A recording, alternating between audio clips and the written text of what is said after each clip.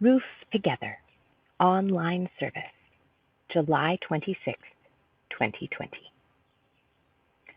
Our Astonishing Interdependence.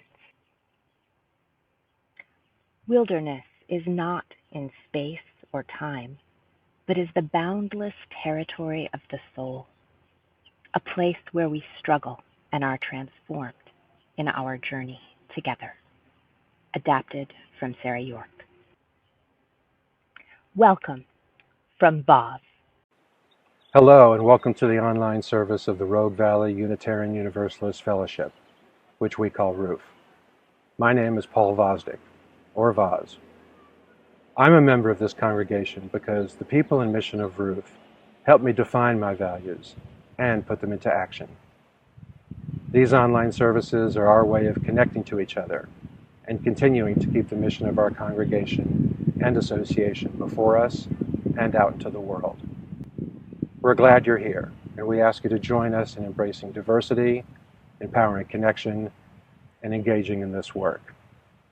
Each week, we acknowledge that the land on which we live is the traditional home of the Shasta, Tacoma, and Nakawa people. We remind ourselves that Indigenous people are part of our community and continue to experience the effects of colonization and conquest.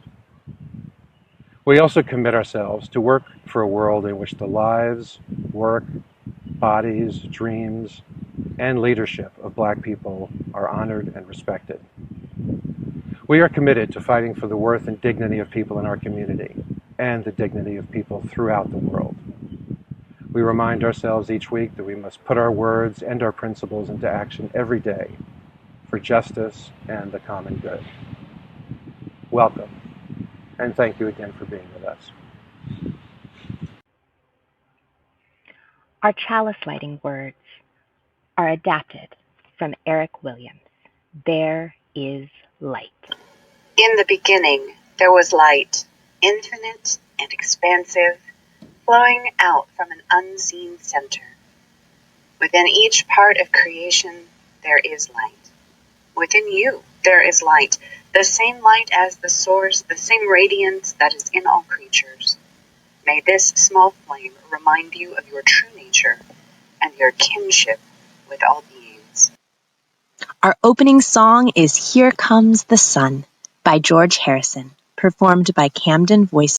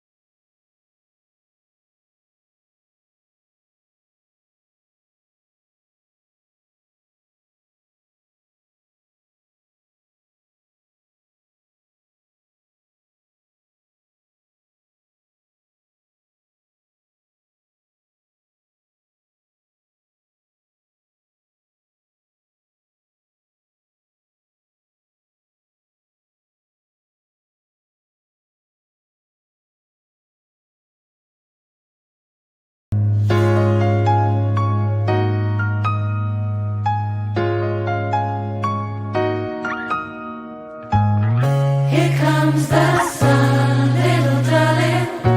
Here comes the sun. Here comes the sun, little darling. Here comes the sun. Here comes the sun, little darling. Here comes the sun, little darling. Here comes the sun.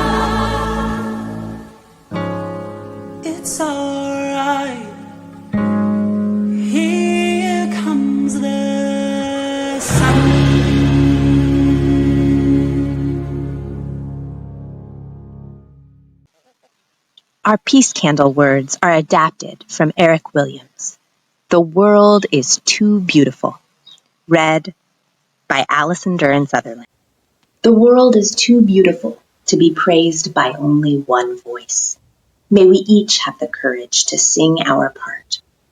The world is too broken to be healed by only one set of hands.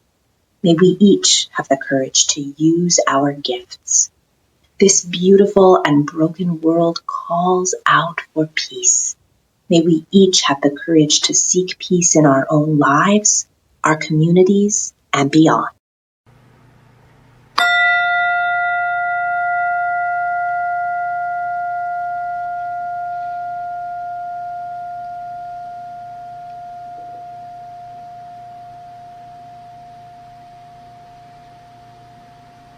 Peace, salam, shalom. Peace, salam, shalom. Peace, salam, shalom. Peace, salam, shalom. Our story this morning is The Legend of Quan Yin, as told by Martha de Aquino.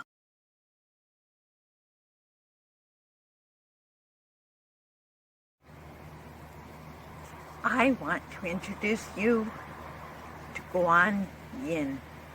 She is the goddess of compassion and mercy and kindness. She is one of the most revered goddesses in the world, particularly among Chinese, Tibetans, and Buddhists. Her name means observing the cries of the world. There are various legends in Chinese mythology about her life. Our story describes her as the daughter of a cruel king who wanted her to marry a wealthy but uncaring man. Miao Shan, the daughter, said she would obey his command only as long as the marriage eased the suffering people endure as they age, when they fall ill, and in death. Miao Shan said a doctor would be able to do all this. Her father wanted her to marry a person of power and wealth, not a healer. He grew very angry and forced her into hard labor, reduced her food and drink. But still, this did not cause her to yield. Every day she begged to be able to enter a temple and become a nun. Eventually, her father allowed her to work in the temple, telling the nuns to make her suffer, give her very hard chores in order to discourage her. Miao Shan worked all day and all night, while others slept. She did the work and didn't mind. Upon seeing this, her father, the king, grew frustrated and ordered her to be put to death. When Miao Shan was about to be executed, a white tiger rescued her and took her to the top of a mountain.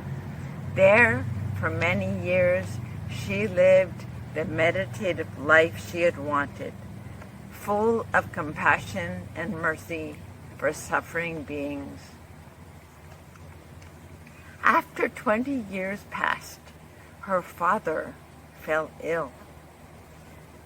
That is seen as the karma for all the mean things he had done and suffering he had caused. No one knew how to cure him.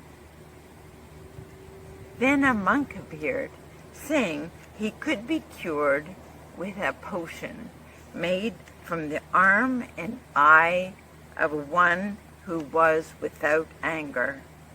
The monk further suggested that such a person could be found on Fragrant Mountain.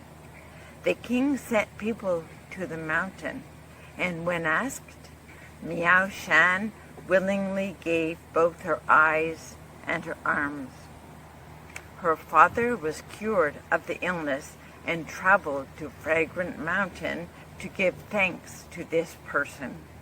When he discovered that his own daughter had made the sacrifice, he begged her for forgiveness. Miao Shan told him that when she gave her arm, she received 10,000 arms, and when she gave her eye, she received a third eye, totally open. In that moment of being transformed into the 1,000-armed Quan Yin, she had become enlightened. Now she could more fully see and hear the massive suffering endured by the people of the world. Filled with compassion, listening to the crying and all the suffering, she vowed never to leave the earth until such time as all suffering had ended. Quan Yin is a bodhisattva, a being who could have gone to nirvana, but instead chose to stay among mortals to help them. She is often depicted with 1,000 arms and varying numbers of eyes, hands, and heads, and an eye in the palm of each hand. She is commonly called the 1,000 arms, 1,000 eyes Bodhisattva. In this form, she represents the omnipresent Mother, looking in all directions simultaneously, sensing the afflictions of humanity, extending her many arms to alleviate them with infinite expressions of her mercy, while the 1,000 eyes help her see anyone who may be in need. You can ask for help just by calling her Quan Yin Bodhisattva. If you're sincere, she will come and help you. You can call in any language. She knows. She hears.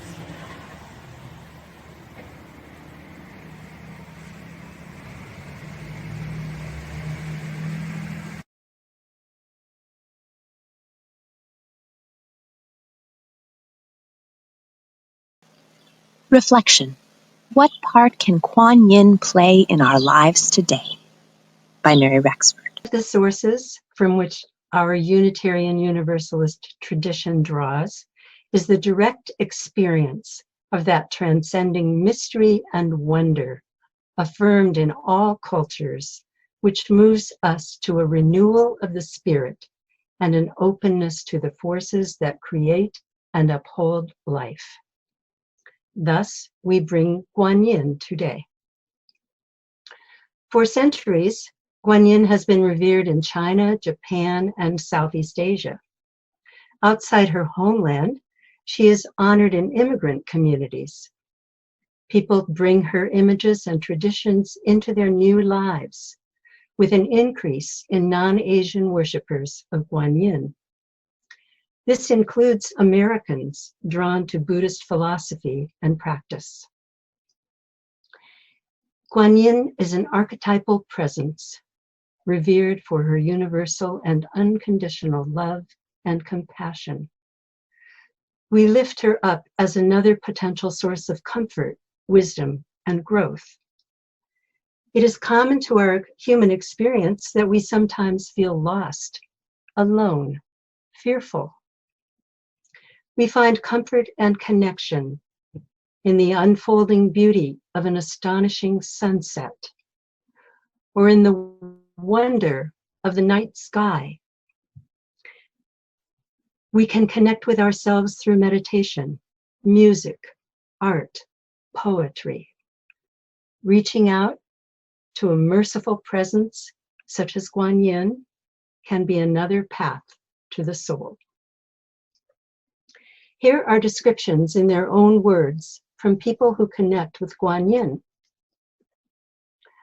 I might call to her when I'm being hard on myself or when I'm feeling hopeless and alone. I look at my small statue of Quan Yin and say, help me, and I feel her presence inside me. It's like I'm held by her. I'm not alone. I am loved and feel connected. When I call to her, saying her name, I feel myself relaxing into her unconditional love and compassion. Sometimes I want to feel my pain, but I can't. I know it's there inside me, but my heart feels closed to it. Quan Yin can feel it with me, helping me soften into my own pain. My heart opens and I feel more alive and joyful. I have a small statue of Quan Yin. She's on a boat in the sea, holding the whole round earth. When I hold this in my hands and call her name, I am filled with love and I relax into the comfort of her mercy. These are some of the ways Westerners experience Quan Yin, a pathway into love, opening, and comfort. Let us sing In These Hard Times by Linda Hirshhorn.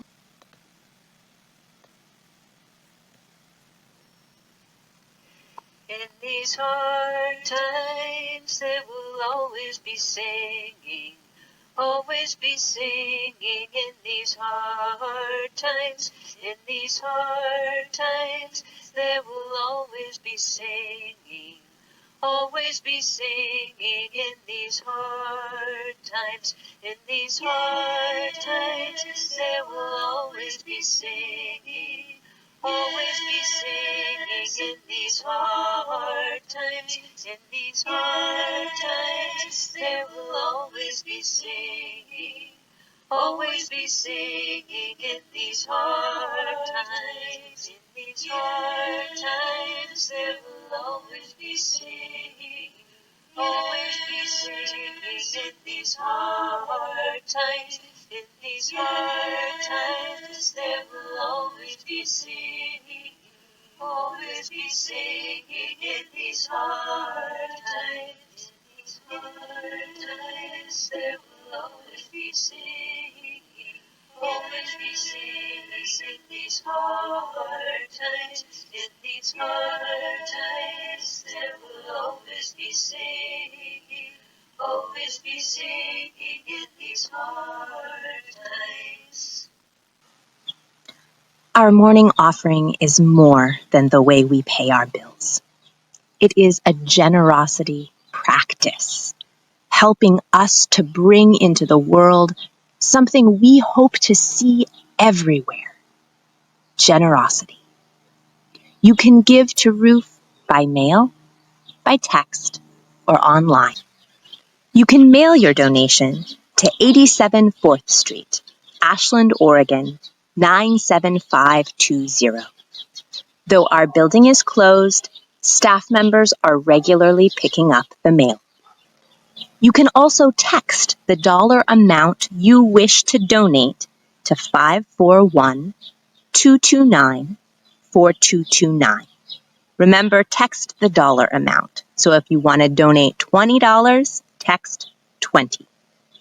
You can also visit tinyurl.com/roof offering to walk through the steps on the webpage. Please consider using direct bank transfer to make your donation, or adding $1 or $2 to help reduce and defray the processing costs. Thank you for your generosity. Our reading is taken from Milton Glazer, read and with reflection by Voz. Milton Glazer was considered by many to be among the most influential graphic designers of all time. He passed away last month at the age of 91. The following is an excerpt from his thoughts about life. If you can sustain your interest in what you're doing, you are an extremely fortunate person. What you see very frequently in people's professional lives, and perhaps in their emotional lives as well, is that they lose interest in the third act. You sort of get tired and indifferent, and you kind of lose your capacity for astonishment. And that is a great loss, because the world is a very astonishing place. When I was a photographer in New York City, Glazer's work was as ubiquitous as a hot dog stand, from his psychedelic posters of the 60s, to reinventing the magazine, from the morale-boosting I Love New York campaign, which he never earned a cent from, to his countless logos and identities, from children's books to restaurants, from museum design to numerous pro bono jobs, tackling some of the biggest challenges facing humanity. With all of his many accomplishments, the thing that I connected to most about Milton Glazer was that he wasn't a specialist. In a city where it seemed practically mandatory to specialize, he did what excited him, and that was solving problems with visuals. Period. I was often told that if I didn't specialize, it was tantamount to career suicide. You couldn't just be a photographer. You needed to be a food photographer, or an architectural photographer, or a portrait photographer. Glazer's example helped me realize that I could explore whatever caught my interest, and at times, that proved astonishing. Sharing Our Astonishing Interdependence from Mary Rexford. Hello, friends. Decades ago, as England was emerging from another in a series of long and very cold winters, George Harrison of the wildly famous Beatles wrote a song. With its repetitive lyric, "Here comes the sun," it spoke to the hope of being delivered from a very difficult time. It was an enormously popular song, and it totally speaks to us today, amid the challenges of a worldwide pandemic that rages out of control in parts of our country. Individually and collectively, we are held in the throes of this deadly virus. We go inward to summon our resources as the months stretch on into an unknowable future. We are deeply saddened, feeling helpless as the numbers of deaths continue to rise. Thousands upon thousands of lives thus far. It can be numbing, but we try to let it in that each death was a real person now mourned by those who love them. Then there are the tens of millions of jobs that have been lost. And let us note that among the lost lives and jobs, those who are oppressed and those in poverty show higher percentages of loss. In other words, Black people, Brown, and Native Americans are alongside elders as among the hardest hit. This virus has, in a sense, knocked us down, but we are resilient, interconnected beings. We are adapting in how we live, how we connect, and how we cope with uncertainty. Even in the midst of this pandemic, we have seen the largest protest movement in history break like a wave over the whole globe, proclaiming Black Lives Matter.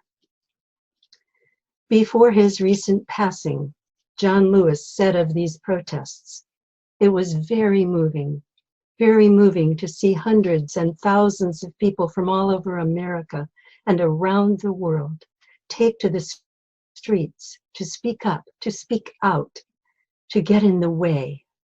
And because of the action of young and old, Black, white, Latino, Asian American, and Native American, because people cried and prayed, because people will never, ever forget what happened and how it happened.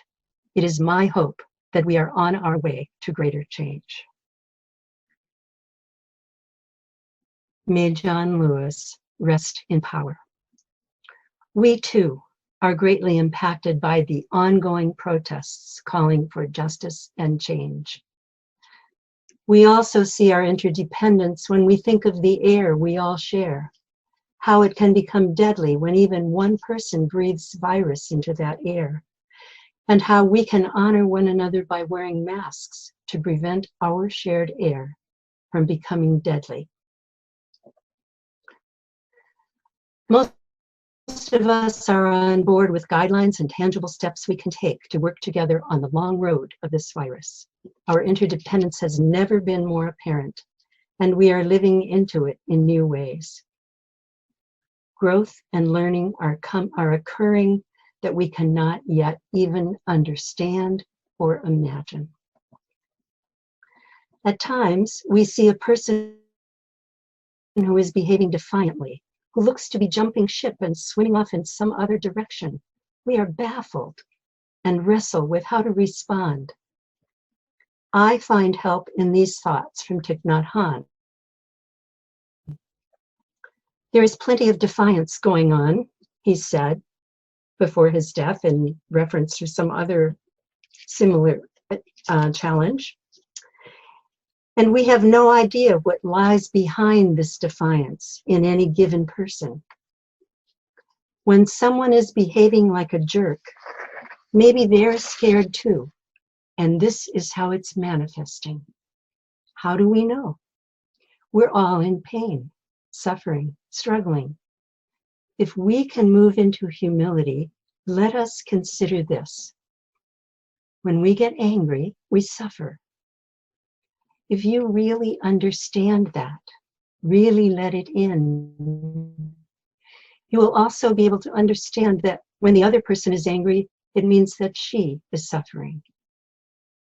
When someone behaves badly, maybe you can let yourself see that this person suffers from his own violence and anger.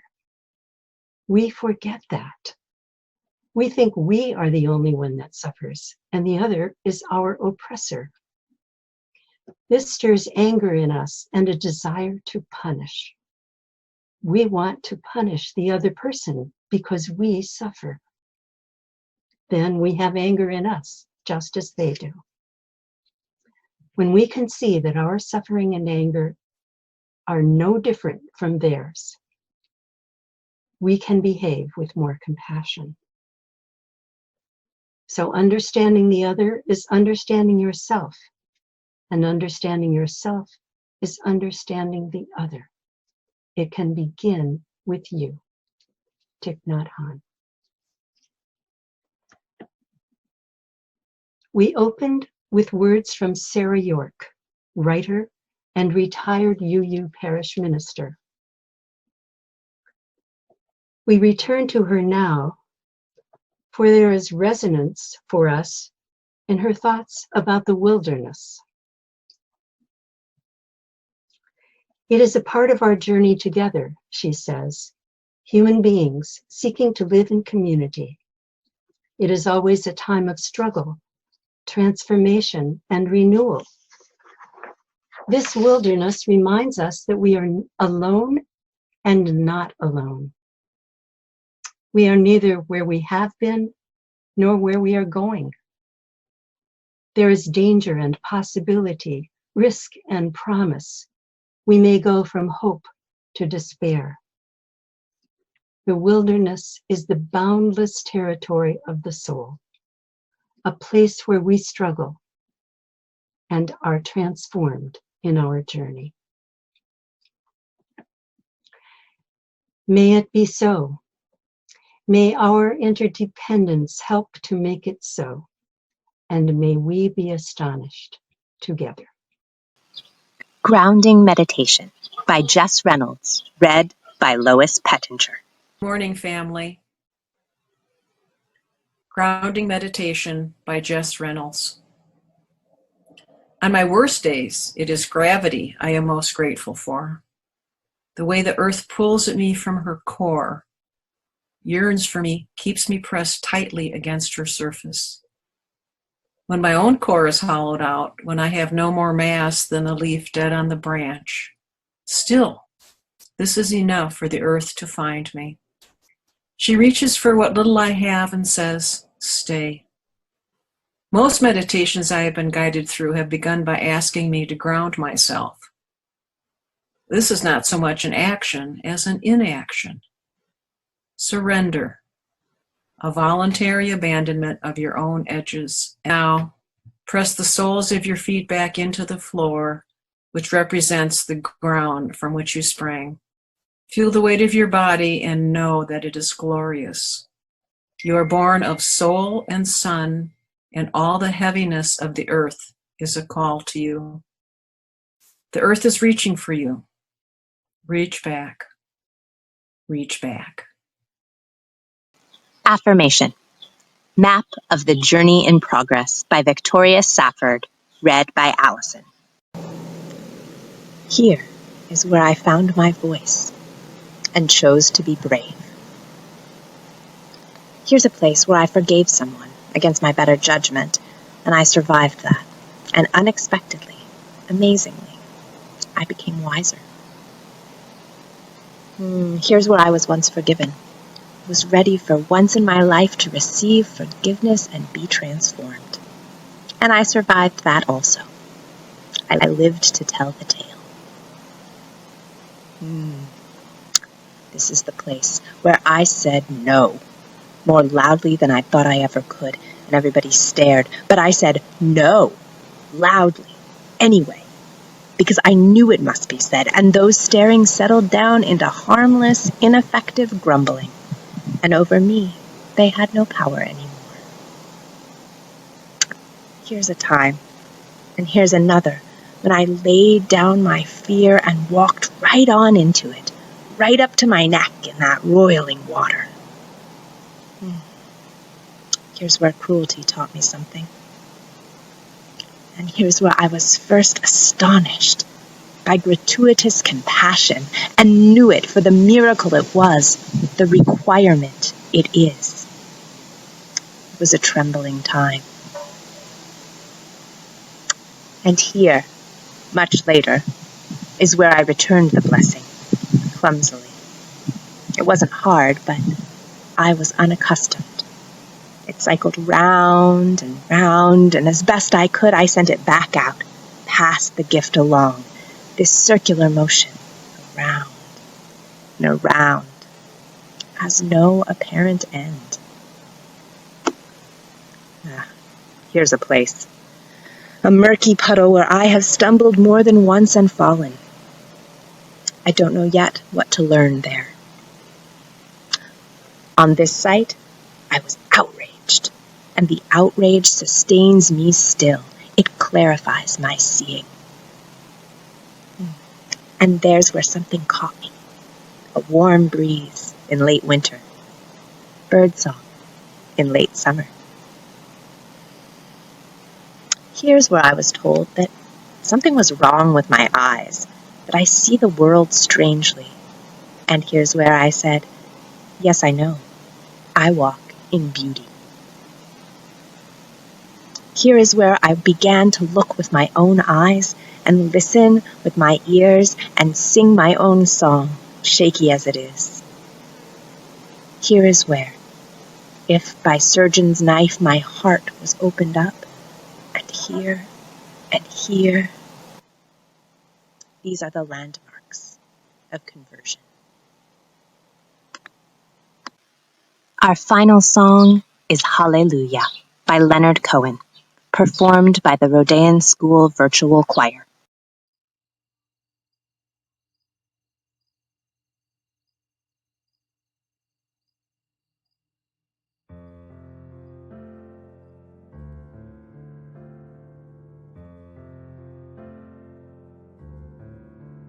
Well, I heard there was a secret chord that David played and it pleased the Lord, but you don't really care for music, do ya?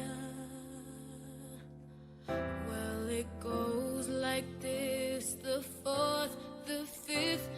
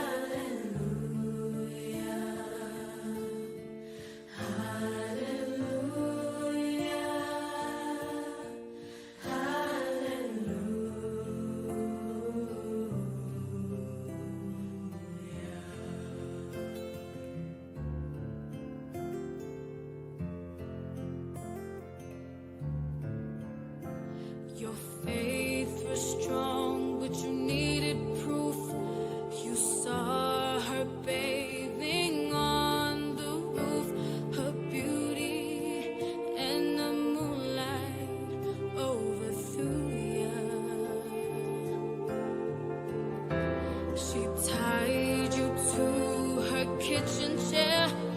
She broke your throne and she cut your hair.